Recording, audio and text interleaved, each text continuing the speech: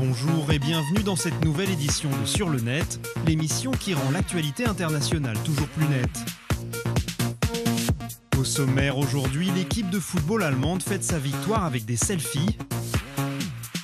Des photos de femmes pakistanaises suscitent les critiques de la toile.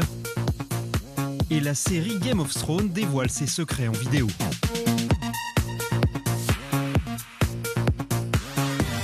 Après leur victoire en finale de la Coupe du Monde face à l'Argentine 1-0, les joueurs allemands ont explosé de joie sur la pelouse du Maracanã de Rio de Janeiro. Une euphorie qu'ils ont décidé de partager sur les réseaux sociaux où ils sont nombreux à s'être prêtés au jeu des selfies.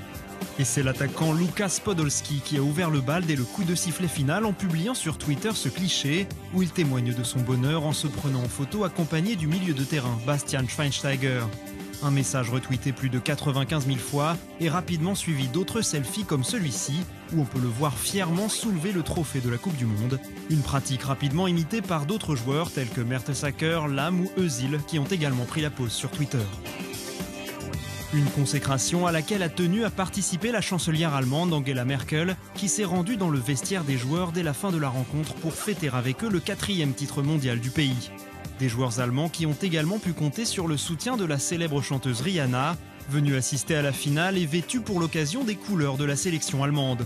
L'artiste qui en a profité pour se prendre en photo avec le héros du soir, unique buteur de la partie Mario Götze, mais aussi avec le désormais meilleur buteur de l'histoire de la Coupe du Monde, Miroslav Klose. Un succès historique également salué par la toile allemande à l'aide des mots-clés « L'Allemagne est championne du monde ». Un hashtag massivement utilisé par les internautes pour féliciter leurs joueurs, mais aussi pour partager des selfies les mettant en scène en train d'assister à la finale, que ce soit au stade Maracanã chez eux ou encore à Berlin, devant l'écran géant installé pour l'occasion.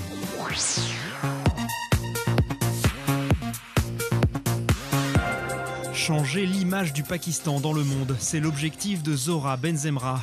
À travers une série de clichés dénommés L'autre Pakistan et paru dans un quotidien en ligne, cette photographe algérienne a souhaité montrer un pays où les femmes peuvent tenir le premier rôle et jouir d'une grande opulence. Des portraits très critiqués sur la toile locale.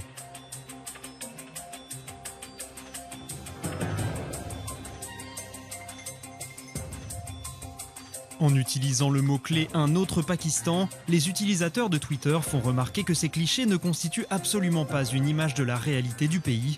Les personnes prises en photo appartiennent en effet à l'élite du Pakistan, une minorité bien plus riche que le reste de la population. Afin de rétablir une image plus juste de leur pays, certains se sont emparés du mot-clé pour diffuser leur propre idée de ce qu'est réellement le Pakistan. Des images qui montrent un niveau de vie à l'opposé de la prospérité des clichés de Zohra Benzemra. Témoin ce montage expliquant qu'en dehors du milieu rural, une infime minorité de femmes exerce un emploi.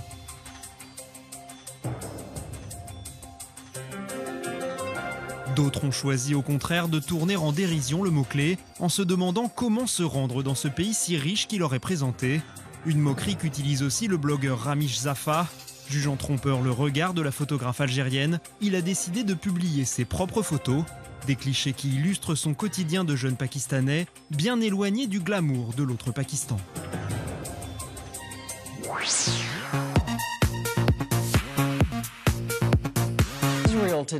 Tweet like ABC est le hashtag qu'utilisent actuellement de nombreux internautes pour se moquer de la bourde commise jeudi dernier par Diane Sawyer, une des présentatrices de la chaîne de télévision américaine ABC. La journaliste a en effet confondu à l'antenne des photos représentant des civils palestiniens touchés par les bombardements avec des civils israéliens. Une erreur qui a suscité l'ire des auteurs de ces messages qui se sont amusés à imaginer le conflit israélo-palestinien tel que le percevrait selon eux la chaîne d'information.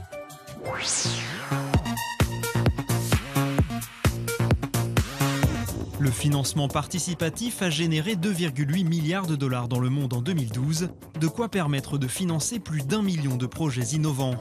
Voici ce que révèle cette infographie, réalisée par le site H&R Block et qui s'intéresse au succès du crowdfunding sur la toile. Un document qui indique qu'en moyenne, une campagne de financement dure 9 semaines et qu'elle parvient à lever 7 000 $ quand elle est réussie. Un aboutissement favorable, difficile à obtenir, puisque 60% des projets soumis aux internautes n'aboutissent pas.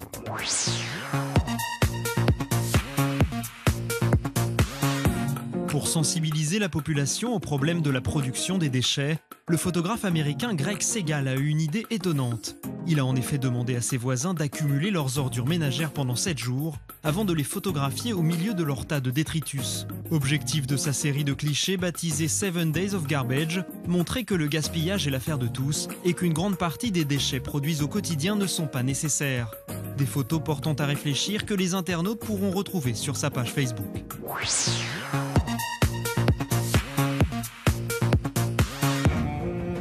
En attendant l'arrivée des nouveaux épisodes en avril 2015, Game of Thrones se met à nu.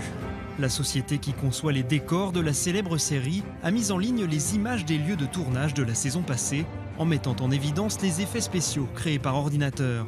Une vidéo qui souligne à la fois le gigantisme et le niveau de détail de chacun de ces décors.